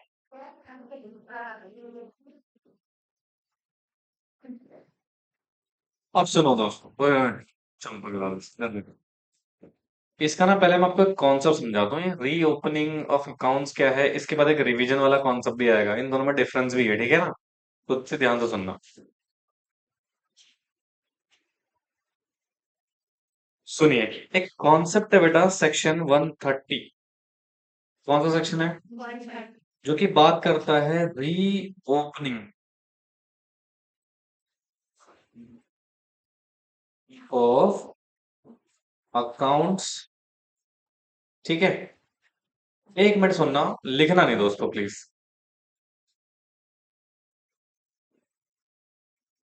देखो, कंपनी ने एक बार अकाउंट्स प्रिपेयर कर लिए, तो क्या कंपनी अपनी मर्जी से उन अकाउंट्स को रीओपन कर सकती है क्या? ध्यान दो ना, इस सेक्शन की बात करें सिर्फ सेक्शन 30, बाकी सेक्शन के भी हम डिस्कशन नहीं कर रहे हैं, अभी आगे दूसरे सेक्शन भी हैं इसमें। मैं क्या बोल रहा हूँ ध्यान सुनना, ये है कौन? कम कंपनी चाहती है क्या? wants to reopen its account। Company क्या चाहती है बेटा? wants to reopen its account। तो बेसिकली नॉट अलाउड, ये अलाउड नहीं है कि आप एटलीस्ट सेक्शन 130 में तो ये आपको अलाउ नहीं है। बट अब अगर हमें लग रहा है कि यार there is a suspicious situation in a company, क्या है बेटा, कुछ सस्पिशियस सिचुएशन चल रही है, लाइक कुछ फ्रॉड चल रहा है, या फिर फ्रॉड हो सकता है, लाइकली टू बी, ठीक है, या ऐसे कुछ सिचुएशंस हैं जहां पर हमें लग रहा है कि यार कंपनी ना फ्रॉड कर सकती है, इस कंपनी में हमें थोड़ा शक हो रहा है, क्या हो रहा है?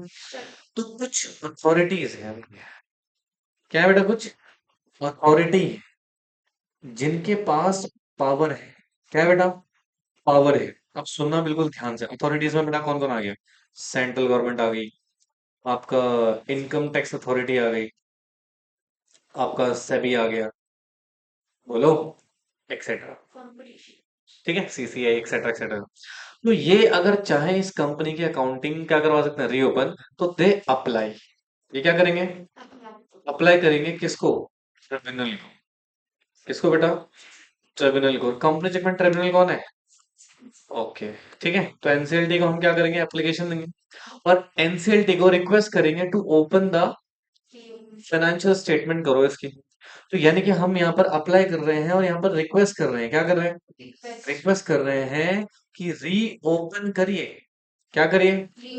अकाउंट्स ऑफ कंपनी, क्योंकि हमें लग रहा है कि इस कंपनी में there is some suspicious activity, जिसकी वजह से मे भी हो सकता है कल को फ्रॉड हो जाए, पब्लिक इंटरेस्ट में कुछ प्रॉब्लम हो जाए।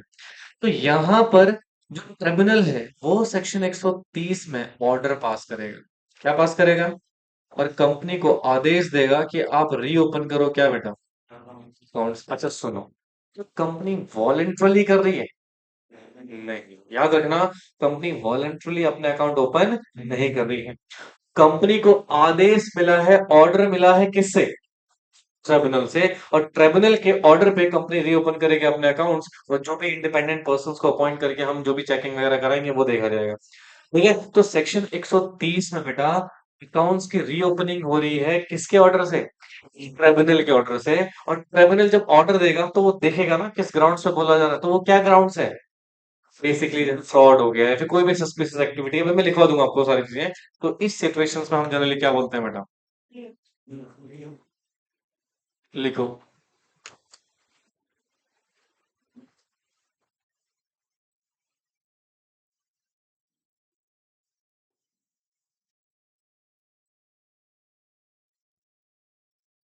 अच्छा एक सेकंड सुनो, ट्रिब्यूनल ऑर्डर पर करेगा पास कितने साल के अकाउंट ओपन करने में? ये मैडम नहीं आई है, ठंड है तो हमारे लिए नहीं ठंड। कितने साल के मैक्सिमम अकाउंट ओपन हो सकते हैं? 8 साल। एक्सेप्शन हो सकता है इसका? हाँ, अगर सीजी ने किसी और कंपनी में अगर लॉन्ग रन पीरियड बता रखा तो उस केस में हो रहा है।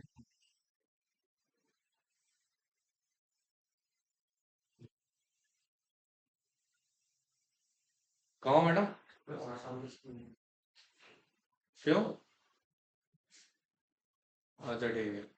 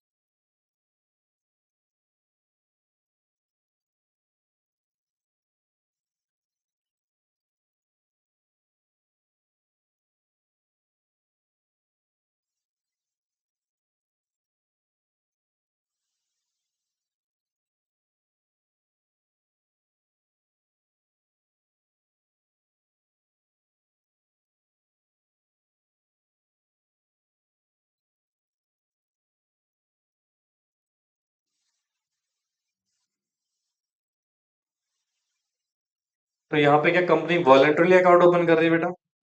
नहीं, ऑर्डर पे कर रही है। किसके ऑर्डर पे? ओके। अच्छा, मैंने ये क्यों बोला याद रखना, हर बार आपको एक स्ट्रेस दे रहा हूँ इस पॉइंट पे कि वॉलंटरली नहीं कर सकती, नहीं कर सकती, नहीं कर सकती। ठीक है। बट अभी मैं 131 पढ़ाऊंगा। क्या पढ़ाऊंगा? जहां पे कंपनी अपने अकाउंट्स को रिवीजन कर सकती है, दोबारा से क्या कर सकती है? रिवीजन। तो वो भी हम डिस्कस करेंगे। पहले ये लिखा आप लोगों ने? Everyone done?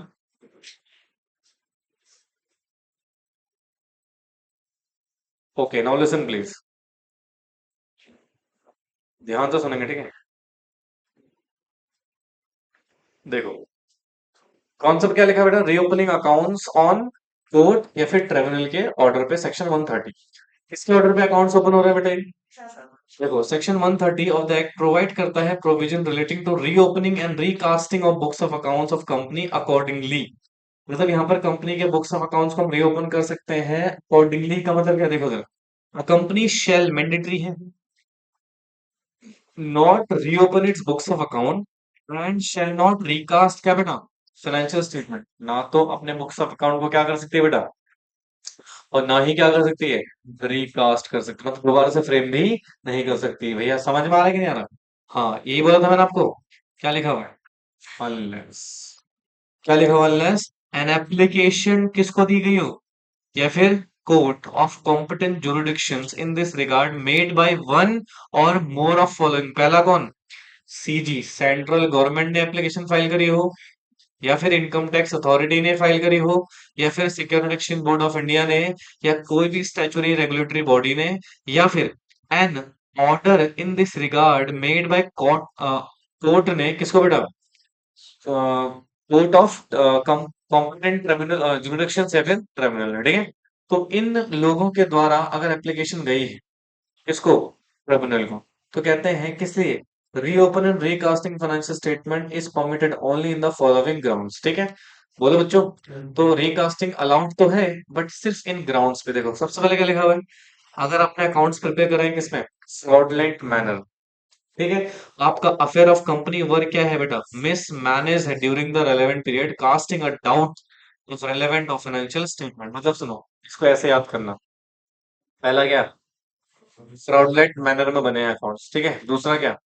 मिसमैनेज्ड हुई हैं आपके अकाउंट्स। ठीक है, बोलो। हाँ। या tribunal shall given notice to किसको? सेंट्रल गवर्नमेंट को, इनकम टैक्स अथॉरिटी को, या फिर सेबी को, या कोई भी अदर स्टैचुरी रेगुलेटरी बॉडी को। बोलो। हाँ। तो कहते हैं the accounts for revise and recast under the section shall be final. अब सुनो, यहाँ पर सिचुएशंस क्या पढ़ा आपने? एक तो ग्राउंड्स पढ़ लिया। क्या पढ़ लिया आपने? ग्राउंड्स के किस किस रीजन पे आप बेसिकली अकाउंट्स को क्या करोगे बेटा? रीओपन या रिकास्ट करोगे। ठीक है, बोलो। हाँ। अच्छा, एक बार गवर्नमेंट ने यानी सॉरी ट्रिब्यूनल ने इसमें जो भी रिकास्ट करवाया वो क्या रहेगा बेटा? फाइनल। इसके बाद दोबारा वो कभी रिकास्ट नहीं हो सकता। ठीक है। अब देखो, no order shall be made under this particular section in respect of reopening of books of accounts in relevant period. कौन बेटा? मतलब 8 साल से पहले वाले अकाउंट्स के लिए हम ऑर्डर पास नहीं कर सकते immediate preceding the current financial year. समझ में आया? और याद करो मैंने आपको क्या बोला था, सेंट्रल गवर्नमेंट ने अगर किसी दूसरी कंपनी के लिए लॉन्गर पीरियड बता रखा है तो उस पीरियड, जैसे मान लो किसी का 15 साल बता रखा है, तो 15 साल के अकाउंट्स रिकास्ट या रीओपन हो सकते हैं, उससे पहले के नहीं। देखो वही लिखा हुआ है नेक्स्ट प्रोविजन में, direction where direction has been issued by किसके द्वारा? Under the provision of this particular section and keeping the books of accounts for a longer period. तो भैया उस केस में आप लॉन्गर पीरियड तक क्या कर सकते हो? रिकास्ट या रीओपन करवा सकते हैं। समझ में आया? कोई डाउट, कोई इफ, कोई बट? क्या लिखा हुआ? वॉलेंटरली रिवीजन, रीओपनिंग लिखा है क्या? नहीं सर। क्या लिखा हुआ है? रिवीजन। अब जरा सुनना ध्यान से, सेक्शन 131 क्या है? भाई अभी मैंने आपको क्या बोला कि कंपनी ना तो रीओपन कर सकती है ना रिकास्ट कर सकती है, अपनी मर्जी से करेगी भी तो ट्रिब्यूनल के आदेश पे होगा। ठीक है। और मैक्सिमम कितने साल के अकाउंट हो सकते हैं बेटा? 8 साल। एक्सेप्शंस ऑलवेज होते हैं। वॉलेंट्रली, अब वॉलेंट्रली मतलब मर्जी हो गई जी। रिवीजन कर रहे हो आप, क्या कर रहे हो? किसका? फाइनेंशियल स्टेटमेंट का या फिर बोर्ड रिपोर्ट्स का, under section 131। Board reports, board report क्या होती है बेटा? जो गवर्नमेंट डायरेक्टर बेटा एक रिपोर्ट प्रिपेयर करते हैं जिसमें वो बताते हैं पूरे साल का काम, क्या क्या काम हुआ है, सारी रिपोर्टिंग करते हैं। That is called basically board report. ठीक है। सुनो, सेक्शन 131 क्या कहता है जी? सेक्शन 131 अलाउ कर रहा है डायरेक्टर्स को टू प्रिपेयर क्या? रिवाइज फाइनेंशियल स्टेटमेंट और revise board report in respect of any, क्या लिखा हुआ है, थ्री, यानी कि पिछले 3 साल के आप रिवाइज क्या बना सकते हैं, फाइनेंशियल स्टेटमेंट, या रिवाइज क्या बना सकते हैं बेटा, board report, after obtaining approval किसका, ट्रिब्यूनल का, किसका बेटा, ट्रिब्यूनल का, if it is appear them that the company's financial statement or board report has not compliant with requirement of क्या, सेक्शन 129 और 134। अब जरा सुनो, इसका एक छोटा सा चार्ट बनाता हूँ आपके लिए।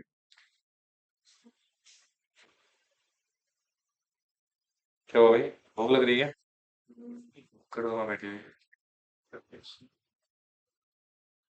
मैं इसकी बात कर रहा था दोस्त, पता है ये लोग तुम्हें बदनाम करते हैं। कर लिया, कोई बात नहीं, देखो देखो, 131। एक बात बताओ, मैं तुम्हें जेन्युइन क्वेश्चन पूछूंगा, क्या मैं अच्छी लड़ाई लगवा दूं? हाँ थैंक यू।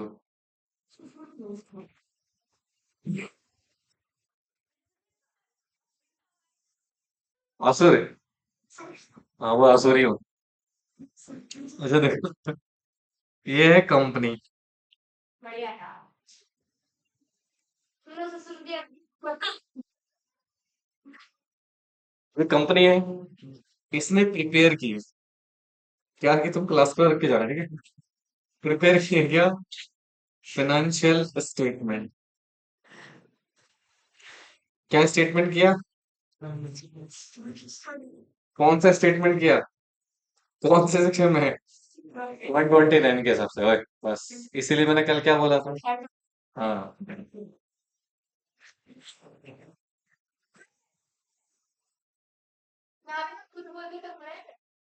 बोर्ड,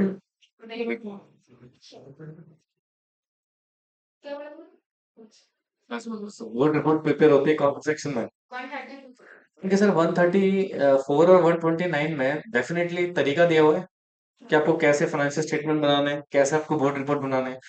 मान लो कंपनी ने रियलाइज किया कि यार ये जो 129 में प्रोविजन दिया हुआ है ना, उसके हिसाब से हमारे अकाउंट्स प्रिपेयर नहीं हुए, या फिर बोर्ड रिपोर्ट जो है वो 130, सॉरी हाँ 134 के हिसाब से प्रिपेयर नहीं हुए, फर्स्ट कंडीशन तो ये हो गई। अब इसको रियलाइज हुआ कंपनी को, यानी कि बोर्ड को, किसको बेटा,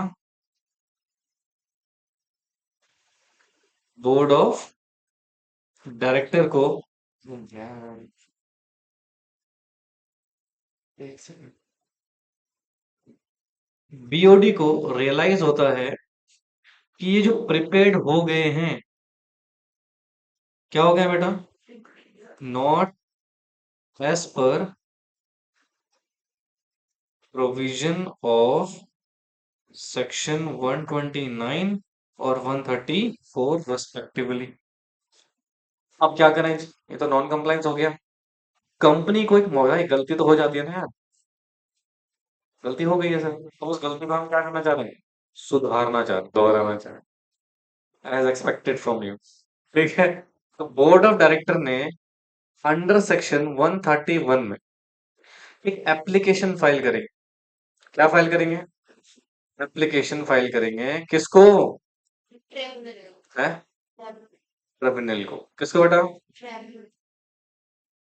ट्रिब्यूनल को एप्लीकेशन फाइल करेंगे और रिक्वेस्ट करेंगे कि हम अपना अकाउंट्स क्या करना चाहते हैं, for revision of financial statement और बोर्ड रिपोर्ट, ठीक है।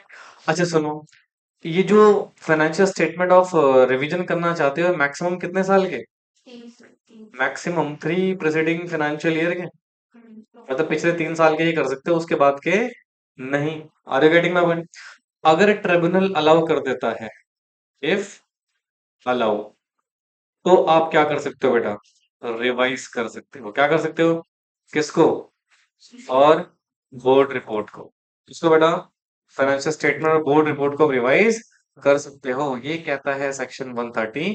बच्चे यहाँ पर कंपनी किसी के एप्लीकेशन पर कर रही है, अपनी मर्जी से कर रही है, वॉलंटरली अपनी मर्जी से कर रही है, समझ में आएगी नहीं, नहीं आएगी, ये लिखो।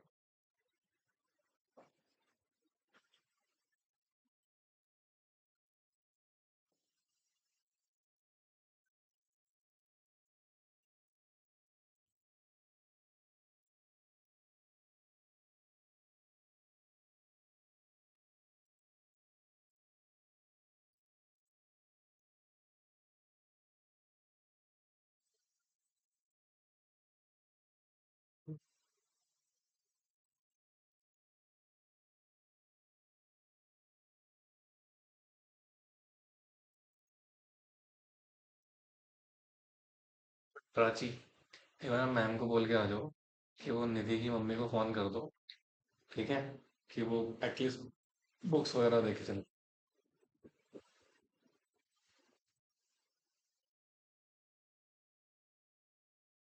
जल्दी जाना लायक।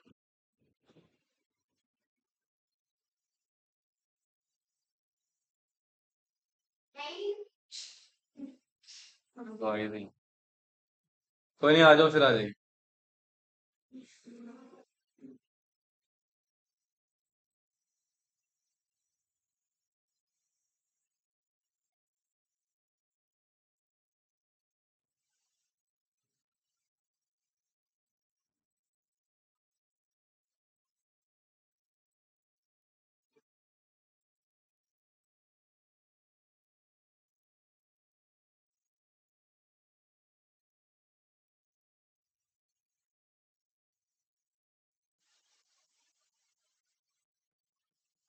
इधर। हेलो। हाँ जी। ओके, लॉक कर दिया उसे। हाँ हाँ। ठीक है ठीक है। हम्म। कब आएगी वो? शाम को ही आएगी, 7-8 बजे तक। ठीक है। ठीक है।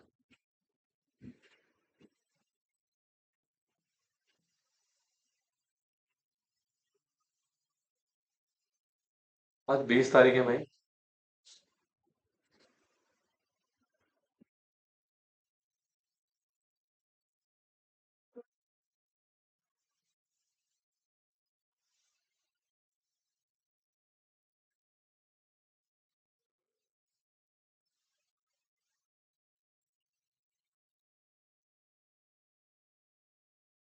जिसको सुना रहा था उसने सुना ही नहीं। चलिए ऐसा है। तुमने तो कर रहा था। इसकी हड्डियां तोड़ूंगा आज। हमसे बहुत डर हो रहा था। लड़का था। बाद में बताओ। बाद में।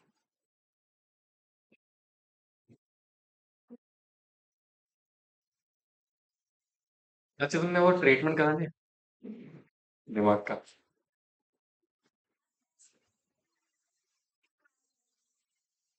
मेरा नाम लेना, फ्री में हो जाएगा। इलाहाबाद। मेरे से लोगे। देखो उधर। फिर पहले नहीं। अभी करता हूँ, 2 मिनट, 2 मिनट दो मुझे बस। किधर देखो। ट्रिब्यूनल को एप्लीकेशन कर दिया आपने? अब कह रहे हैं ट्रिब्यूनल शेल गिव नोटिस किसको? सेंट्रल गवर्नमेंट को या फिर इनकम टैक्स अथॉरिटी को, and take into consideration the representation. अगर कोई रिप्रेजेंटेशन आपका है तो आप दो, इफ एनी, अगर कोई है तो, made by the tribunal central government या फिर अथॉरिटीज बिफोर द कोर्ट। ठीक है, मतलब सुनो, ऑर्डर पास करने से पहले ये नोटिस दे रहा है किसको? इन अथॉरिटीज को, सेंट्रल गवर्नमेंट वगैरह को, ठीक है। अच्छा देखो क्या लिखा हुआ है, such revision of financial statement या report shall not be prepared or filed more than once in year. मतलब साल में एक ही बार ये अलाउड है, उसके बाद ये डिस अलाउड हो जाएगा, एटलीस्ट उस साल, ठीक है। तो कहते हैं डिटेल रीजन आप दोगे क्यों रिवीजन करना है आपको, किसका? फाइनेंशियल स्टेटमेंट का या फिर रिपोर्ट का। Shell also disclose in board report in relevant financial year. जिस साल आप क्या करना चाहते हैं बेटा, रिवीजन करना चाहते हैं, where copies of previous financial statement report have been send out to the member, delivered to the registrar or laid before the company general meeting, revision must confined. मतलब अगर आप इस चीज का रिवीजन कर रहे हो तो किस लिए करोगे? Correction in respect of previous financial statement report do not comply with the section 129 और 134। उस कॉन्टेक्स्ट में इसका रिवीजन करोगे, ठीक है। और ये बाय मेकिंग एनी नेसेसरी, क्या बेटा, कॉन्सिक्वेंशियल ऑल्टरेशन अगर आप कर रहे हो तो वो यहाँ पर बेसिकली आपको अलाउ किया जा रहा है। समझ में आया? सेक्शन 128 हो गया। किसकी बात करता है 128? Preparation of books of accounts. हाँ जी, 129 फाइनेंशियल स्टेटमेंट। 129 ए हमने पढ़ा था कंसोलिडेटेड फाइनेंशियल स्टेटमेंट को लेके, बोलो। हाँ जी, जिसमें पीरियोडिकल रिजल्ट्स के बारे में बात होती है, ठीक है। फिर हमने पढ़ा था 130, जहां पर रीओपनिंग हो रही books of accounts and recast हो रहे फाइनेंशियल स्टेटमेंट। किसके ऑर्डर पे? ट्रिब्यूनल के ऑर्डर पे, ठीक है, वो कंपनी खुद नहीं कर सकती है, ठीक है। और 131 में हमने क्या पढ़ लिया बेटा? That is company voluntarily revision कर रही है, ठीक है। ओके, अब आता है सर 134। सर 133 कहाँ गया? 132 कहाँ गया? कराएंगे अभी, सबर तो है नहीं जीवन में। 134 कुछ नहीं बेटा, सुनो। Directors are responsible for affairs of company. हाँ। तो पूरे साल जो भी काम हुआ उस पर रिपोर्ट बनाओगे ना अपनी आप, तो जो रिपोर्ट बनाओगे उसी को हम क्या बोलेंगे? रिपोर्ट। रिपोर्ट रीड कर लो। तो कराया। The financial statement including consolidated financial statement अगर कोई है, शैल बी अप्रूव बाय किसके द्वारा? बोर्ड ऑफ डायरेक्टर के द्वारा। Before they sign on behalf of क्या? Board. By chairman of company where he authorised by the board or two director out of which one shall be managing. आप ये मत बोलना sir किसी का हाथ टूट गया होगा, हैंडीकैप हो गया होगा, साइन कैसे करें? ठीक है, ये मत बोलना मेरे को। यहाँ देखो लॉ स्पेसिफिकली क्या बोल रहा है। Right. तो sign on behalf of board, board के बिहाफ में साइन कौन करेगा? सबसे पहले चेयरपर्सन। कौन बेटा? अगर चेयरपर्सन को ऑथराइज किसने करा है? अच्छा, बीच में क्या लिखा हुआ है? और क्या लिखा है? कम से कम कितने? दो डायरेक्टर आउट ऑफ वन क्या हो सकता है आपका? एमडी हो सकता है, अगर कंपनी में एमडी है। हर कंपनी में एमडी नहीं होता है, सेक्शन याद है? 196। देयर इज अ कंडीशन जहां पर आपको एमडी अपॉइंट करना पड़ता है। क्या क्या लिखा हुआ है? एंड चीफ एग्जीक्यूटिव ऑफिसर या फिर चीफ फाइनेंशियल ऑफिसर या फिर कंपनी सेक्रेटरी ऑफ कंपनी। समझ रहे ना? ये सारे ऑप्शनल हैं, ठीक है ना। आगे, whenever they are appointed in case of one person company, of course एक ही व्यक्ति होता है तो वही साइन इसमें कर देगा, ठीक है। Submission to the auditor for his report, और ये रिपोर्ट किसको हैंड ओवर कर देगा बेटा? ऑप्शन हो यहाँ पे कितने सारे ऑप्शन, आपको दोबारा रिपीट करवा दो। सबसे पहले साइन कौन कर रहा है? किसने ऑथराइज करा है इसको? या फिर कम से कम दो डायरेक्ट, जिसमें से एक कौन हो सकता है? एमडी। ठीक है, एमडी नहीं है तो कौन हो सकता है? या फिर कंपनी सेक्रेटरी के उसमें सिग्नेचर हो सकते हैं। अब इन सब में कोई ना कोई तो सही होगा इंसान, है ना? जिसके मतलब क्या नहीं होगा? क्या मतलब? ना एमडी है, हम्म, ना चीफ एग्जीक्यूटिव। तो दो डायरेक्टर साइन कर देंगे, सिंपल। आउट। हाँ, two director out of one क्या होना चाहिए? एमडी अगर कोई है तो। फिर सीएफओ, फिर चीफ फाइनेंशियल ऑफिसर। ये सारे पर्सन कहाँ होते हैं? जहाँ पे केएमपी के एप्लीकेबल है रूल्स। भाई वहां नहीं है, वहां सिंपल से दो डायरेक्टर्स में क्या कर देंगे बेटा? साइन। अगर वो, राइट, दो डायरेक्टर अगर नहीं कर रहे हैं तो कोई एक पर्सन जिसको हमने चेयरमैन बना रखा वो साइन कर देगा। ठीक है, अब ये हैंडीकैप वाला एग्जांपल मत ले जाना भाई प्लीज। ठीक है, और अगर कोई ओपीसी है तो उसमें जनरली कौन करेगा बेटा? वही सिंगल डायरेक्टर उसमें साइन कर देगा। जनरली होता क्या है, देखो मैं आपको बताता हूँ। प्रैक्टिकल सिनेरियोज है। क्या है बेटा? प्रैक्टिकल सिनेरियो, जैसे मान लो स्मॉल कंपनी है। कौन सी कंपनी है? अब स्मॉल कंपनी है, बेसिकली प्राइवेट होती है ये, है ना। इसमें मिनिमम डायरेक्टर ही हमें कितने चाहिए? और चेयरमैन एज सच कोई मैंडेटरी होता भी नहीं। तो यहाँ पे कॉमन सेंस वाली बात है, साइन कौन करेंगे? वही दो डायरेक्टर। अब इसमें आउट ऑफ वाली कंडीशन तब आएगी बेटा जब कंपनी में एमडी है, सीईओ है, सीएफओ है, कंपनी सेक्रेटरी है, देन ओनली दे साइन। और ये आपने पढ़ा था केएमपी वाली डेफिनेशन में कि हर कंपनी को ये फॉलो करने की जरूरत नहीं है, उन्हीं को जरूरत है जिनके 10 करोड़ से ऊपर का क्या है बेटा? पेड अप शेयर कैपिटल है। Are you getting my point? Even private company को तो जरूरत भी नहीं है कंपनी सेक्रेटरी के अलावा किसी और को अपॉइंट करने की। भाई रूल 8 ए तो सिर्फ किसके लिए है? कंपनी सेक्रेटरी के लिए है ना। और 8 में, सॉरी, रूल 8 बी, नहीं सॉरी सॉरी सॉरी, रूल 8 है। और रूल 8 किसके लिए है? पब्लिक कंपनी के लिए। समझ रहे हो ना? तो ये कोई, अब इसमें ये मत बोलना कि सर एक डायरेक्टर मर गया तो, अब मर गया तो वो कर क्या रहा कंपनी में? उसका नाम हटाओ, दूसरे को अपॉइंट करो। Are you getting my point? उसका हाथ ही नहीं तो लेफ्ट हैंड से साइन कर देगा यार। सर अंगूठा लगा देंगे। अंगूठा कैसे लगाएगा? हाथ ही नहीं है। समझ रहे हो? और साइनिंग अथॉरिटी रखनी है। अब मान लो एक व्यक्ति है जो दिमाग से तो बहुत तेज है, बट उसके ना फॉर एग्जाम्पल दोनों हाथ नहीं। फॉर एग्जाम्पल वो फिजिकली स्पेशली एबल्ड है, ठीक है। अब उस केस में से साइन कैसे होंगे? अरे भैया सिंपल सी बात है, मैं अपना पावर ऑफ अटॉर्नी किसी और को पावर दे दूंगा, मेरे ब्याह में वो साइन कर देगा। ओ ये स्टूडेंट, हाँ मतलब are you getting my point? तो ये वैसे तो ऐसा होता नहीं है मोस्टली केसेस, ठीक है। अब देखो इधर, audit report shall be attach in every financial statement. मैं पास करूं?